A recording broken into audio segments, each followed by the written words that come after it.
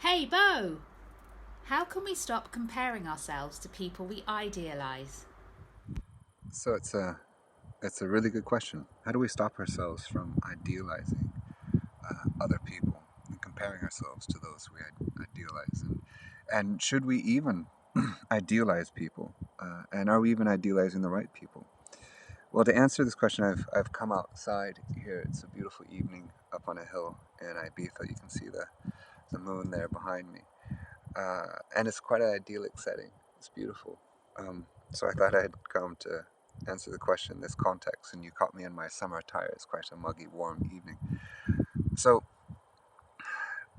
we have to remember, how do we stop ourselves from idealizing? Well, part of it is just awareness of the fact that everything your brain does is necessarily relative. Your brain doesn't do absolutes. And we know this to be true because if I could stop your eyes from moving, your eyes are constantly moving. As you're looking at me, your eyes are actually moving. You're not consciously aware that they're moving, but they are.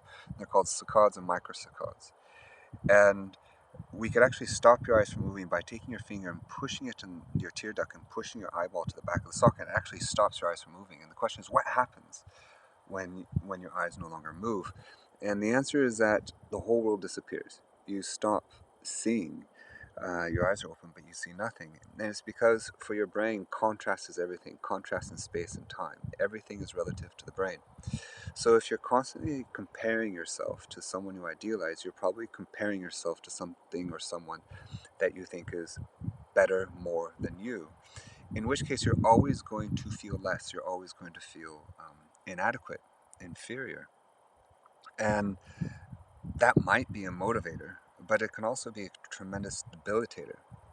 So, should we idealize anyone? Well, maybe the person with whom we should idealize is ourselves, and in particular, our future self. Often, when I work on my one on ones with people, I get them to do two circles. And this circle, the first circle is them now, and the second circle is them in the future.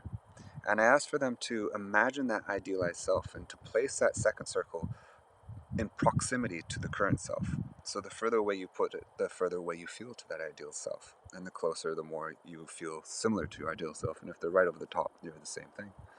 Almost invariably, people put them at a distance and it can feel debilitating. It's like, oh my goodness, that's a long way away. But then I ask them to do the same thing. But again, this is your current self. But I do with the second self, the second circle to be imagine a time in your past that was where you felt things were very, very difficult. You felt very, um, very insignificant. It was maybe a very difficult time in your life.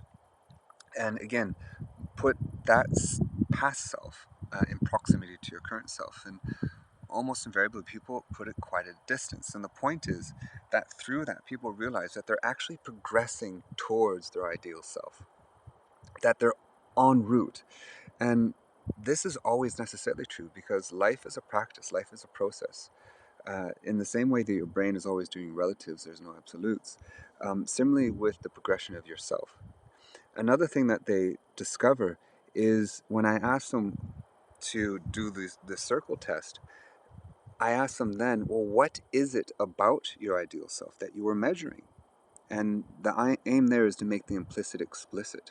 Was it the kindness? Was it your work? What was it about yourself that you felt you needed to increase, make better? So that's one point. Another point is that in idealizing even our future self, that can give that sense of inadequacy, where and this need to constantly grow. I mean, we see this in economics. This need to constantly grow. Well, of course, to constantly grow a system can't ever work. No biological system can constantly grow. Eventually, it grows beyond its own resources. But there's another notion that we can think about, which is not about growth, it's about expansion. It would be arrogant of me to assume that you should improve or grow. But I think all of us, from the Dalai Lama on down, um, all could expand ourselves. And to expand ourselves means to increase our complexity, increase our dimensionality. But each time we increase our dimensionality, each dimension is itself complete. So we can be both a complete person while at the same time striving to expand ourselves. I'll give you an example, a metaphor. A line, which is one, effectively one dimension, is a complete line in of itself. And it's one dimension. You can go towards or away. But now imagine that line becomes part of a square. One line of a square. Well, that square is now two dimensions. And that square is itself complete, but it's actually a higher dimension than the single line. Now imagine that square becomes part of a cube. Well, that square, which was complete, becomes part of a complete cube. It's now a higher order dimension. And each shape becomes more and more complex. Well, this is what you can do in your own life. This is what you can do in your own brain. As you increase the complexity of your brain, and I don't mean the complicatedness, the complexity of your brain through increasing your experiences, the diversity of your experiences, but also the integration across that diversity, meeting people that you've never met before, traveling to places you've never seen before, revealing the biases that are often unconscious to you.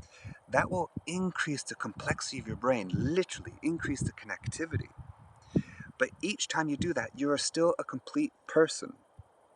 So the aim here is not simply to continue to grow. The aim here is to continue to try to expand yourself. And in doing so, you will actually become a more adaptable, resilient person. But it doesn't require you feeling inadequate in any step of the way, because each of those shapes, each of those dimensions is itself complete.